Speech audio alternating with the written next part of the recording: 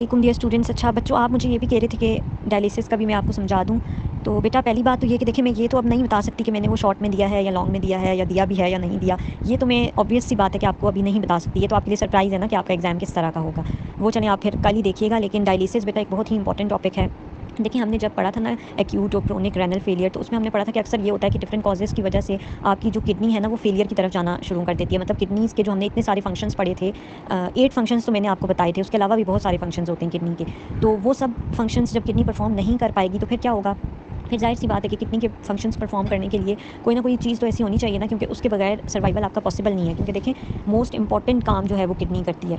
कितने सारे हमने काम पढ़े थे ना किडनी के, तो उसमें मेन मेन काम जो था वो तो था कि ब्लड की प्यूरिफिकेशन करना, यूरिनेशन का जो प्रोसेस है वो कैरी आउट करवाना।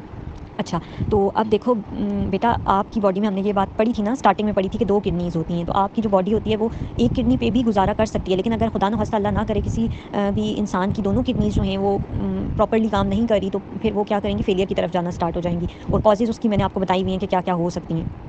Post renal, intra renal, pre renal, सारी कॉजेज़ मैंने आपको बताई थी, ठीक है? अच्छा, तो अब होता ये है बच्चों के डायलिसिस में ये होता है कि ज़ाहिर-सी बात है, कुछ ऐसे प्रोसीजर्स होते हैं जो आप अपने घर पे परफॉर्म नहीं कर सकते। पहले ये होता था कि जो आपकी डायलिसिस होती थी वो घरों पे भी की जाती थी, और वो होती थी पेरिटोनियल डायलिसिस। लेकिन आजकल वो इतनी परफॉर्म नहीं करवाई जाती, क्योंकि वो फिर आपको डेली करनी पड़ती है, और डेली इस तरह 3-4 आवर्स का प्रोसीजर करवाना is not possible for everyone. तो हर कोई ये चाहता है कि वो हॉस्पिटल जाए और मतलब कोई ऐसा प्रोसेस करे जो कि उसको वीक में चलो 3 दिन कराना पड़े या उससे भी कम करवाना पड़े। तो वो फिर आपकी कंडीशन पे भी डिपेंड करता है। अच्छा, तो बच्चों वो फिर जाते हैं जिनका किडनी फेलियर में चला जाता है, तो वो हॉस्पिटल जाते हैं। हॉस्पिटल जाने के बाद ये होता है कि डायलिसिस सेंटर में जाते हैं, और वहाँ पे ना उनको एक मशीन लगती है।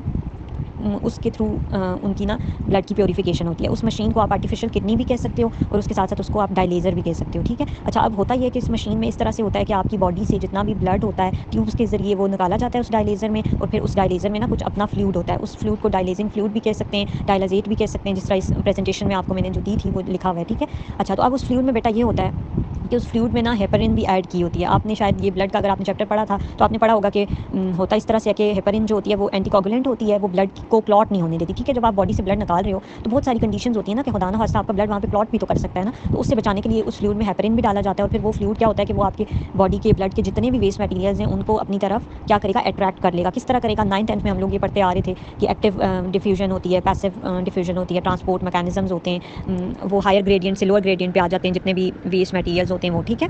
इस तरह का फिर प्रोसीजर होता है, और ये पूरा जो है आपका डायलिसिस का प्रोसीजर है, जो कि आपको हॉस्पिटल में जाके कराना पड़ता है। और इसकी फिजिबिलिटी इसलिए ज़्यादा है क्योंकि ये आपको हर रोज़ नहीं करवानी पड़ती। जिस तरह पेरिटोनियल डायलिसिस अगर आप घर में तो करवा लेते हो, लेकिन फिर वो आपको रोज़ करवानी पड़ती है। तो इसलिए अब मोस्टली लोग जो हैं, जूँ-जूँ टेक्नोलॉजी एडवांस हो रही है, तो वो लोग शिफ्ट करते जा रहे हैं, ठीक है? तो अभी हो सकता है कि इंशाल्लाह फ्यूचर में और एडवांस टेक्नोलॉजी आ जाए, तो फिर लोग उस पे शिफ्ट कर जाएँगे। तो इसमें ये होता है कि मैंने आपको बताया था कि एक दिन में अगर आप डायलिसिस के लिए जाते हो सेंटर, तो फिर आपको कितना टाइम देना पड़ता है, 4 आवर्स देने पड़ते हैं अपने, ठीक है? उसके बाद ये होता है कि आपको वीक में 3 डेज़ ये करवानी पड़ती है, और बस यही बातें इधर प्रेजेंटेशन में लिखी हुई हैं। बस बेटा ऊपर-ऊपर से आप यही कर लो, तो ये भी आपके एग्ज़ाम के लिए बहुत होगा, ठीक है? अच्छा, अब अगर समझ नहीं आई तो बताओ मुझे फिर।